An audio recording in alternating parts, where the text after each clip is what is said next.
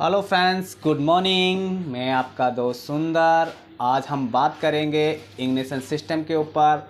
जो हमारा ignition system ये बनाया हुआ है, क्योंकि कार के अंदर पेट्रोल, जितनी भी पेट्रोल की कार होती है उसके अंदर इग्निशन सिस्टम की ज़रूरत होती है, क्योंकि इसके अंदर स्पार्क प्लग से ही हम स्पार्क करके हम फ्यूल को बर्न करते हैं।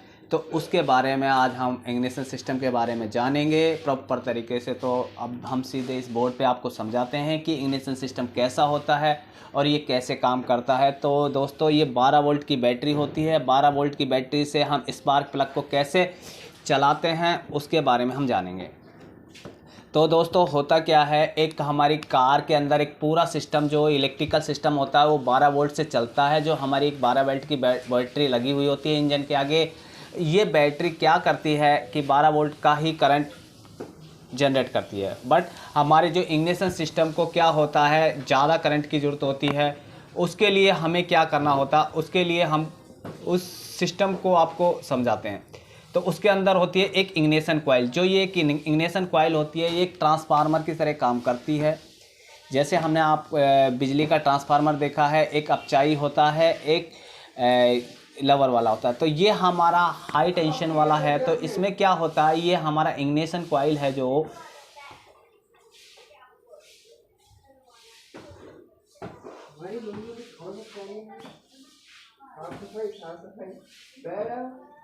इग्निशन कॉइल है।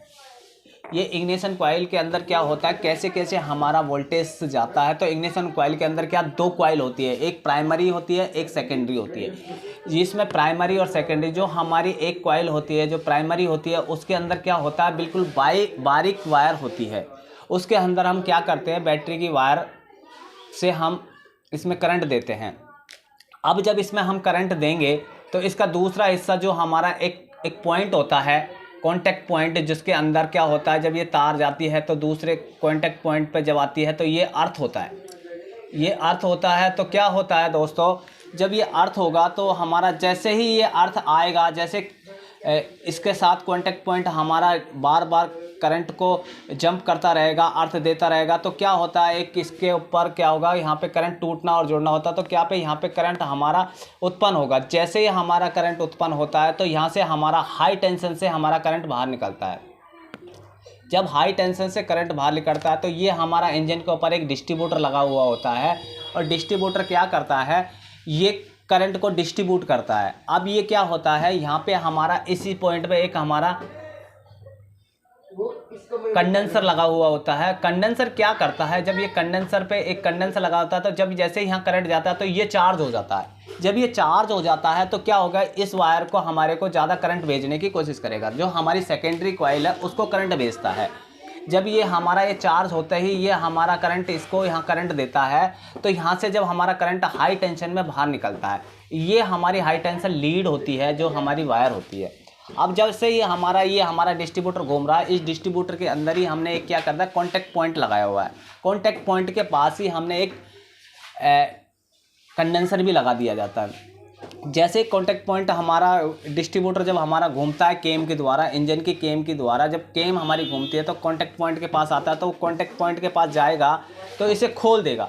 जैसे खोलना और बंद करता है तो क्या होता है, हमारा जो करंट है ना, टूटना और बंद होना, कनेक्ट और डिस्कनेक्ट होता है। तो होता क्या है, इस चीज़ को हमारे को बंद होता है। अब क्या होता है, यहाँ पे जब हमारा कंडेंसर जब चार्ज हो जाता है तो ये क्या करता है, ये दो जो सेकेंडरी कॉइल होती है उसके अंदर करंट को भेजता है। जैसे ही उसके अंदर करंट जाता है तो ये करंट क्या होता है, हाई टेंशन से यहाँ से हमारा इधर मैग्नेटिक फील्ड बनने के कारण यहाँ से करंट हमारा बाहर निकलता है। जब हमारा यहाँ से करंट बाहर निकलता है तो ये क्या होता है, डिस्ट्रीब्यूटर के अंदर चला जाता है। जब ये डिस्ट्रीब्यूटर के अंदर जाता है तो हमारा डिस्ट्रीब्यूटर क्या हमारा घूम रहा होता है। जब ये डिस्ट्रीब्यूटर घूमता है तो हमारी क्या, ये जो हमारी ये नोब है जिस प्लग के पास सामने आती है उस प्लग को हमारे पे करंट पहुंचता है। तो ये क्या करता है, 12 वोल्ट से लेके बहुत ही ज़्यादा करंट को उत्पन्न कर देता है। और यहाँ पे हमारा 400-500 वोल्टेज के करीब पहुँच जाता है। जब हमारा यहाँ ज़्यादा करंट पहुँचता है सेकेंडरी कॉइल से तो यहाँ हमारे डिस्ट्रीब्यूटर के पास आ जाता है। जब हमारा डिस्ट्रीब्यूटर घूम रहा होता है तो जब हमारा इंजन चल रहा है, जिस पिस्टन को हमारे को, ये हमारा एक टाइमिंग सिस्टम होता है। जब हमारा ये टाइमिंग सिस्टम क्या करता है, जिस फ्यूल को हमें जलाना है, यानी कि वो कंप्रेशन स्ट्रोक के अंदर आ चुका है और उसे हमें स्पार्क प्लग के द्वारा स्पार्क कराना है और छोटी सी चिंगारी के साथ उस फ्यूल को आग लगानी है। तो क्या होता है, जिस पॉइंट के पास जैसे ही हमारा ये यहाँ पे नॉब जाती है और इसको करंट भेजना चालू कर देती है। जैसे ही यहाँ पे करंट जाता है तो स्पार्क प्लग हमारा क्या बॉडी के साथ टच करता है और ये हमारा स्पार्क प्लग के क्या होता है, एक ये पॉइंट बना होता है। जब यहाँ इसमें चिंगारी उत्पन्न होगी तो क्या होगा कि यहाँ पे आग लग जाएगी। इस तरीके से हमारा ये पूरा कॉन्टेक्ट पॉइंट घूमता रहता है और ये केन की सहायता से घूमता रहता है। अब हमारा ये डिस्ट्रीब्यूटर है, जो डिस्ट्रीब्यूटर पे क्या प्लास्टिक का एक कैप लगा हुआ होता है और इसके ऊपर आपको जितने सिलेंडर है उस पर आपको उतने ही वायर मिलेंगे। 4 सिलेंडर इंजन है तो उस पर 4 वायर मिलेगी, एक जो मेन वायर जो इग्निशन कॉइल से आती है। इस तरीके से ये जो हमारा पुराना मॉडल का जितना भी पेट्रोल इंजन आते थे, BS1 BS2 जो कार्बोरेटर इंजन होते थे और जो डिस्ट्रीब्यूटर वाले इंजन होते थे, उनके अंदर ये सिस्टम है। तो अब मैं आपको ये बताना चाहता हूँ कि अब जो लेटेस्ट कार आ गई है उनके अंदर क्या होता है कि हर एक पिस्टन के ऊपर एक एक कॉइल लगाई दी जाती है। सिस्टम उनमें भी सेम ही होता है। जैसे ये हमारा एक पिस्टन है, ये 3 सिलेंडर इंजन है, तो इस पर एक कॉइल लगा दी गई है। ये क्या कर दिया, ये हमारा स्पार्क प्लग के अंदर ही सेट हो जाता है।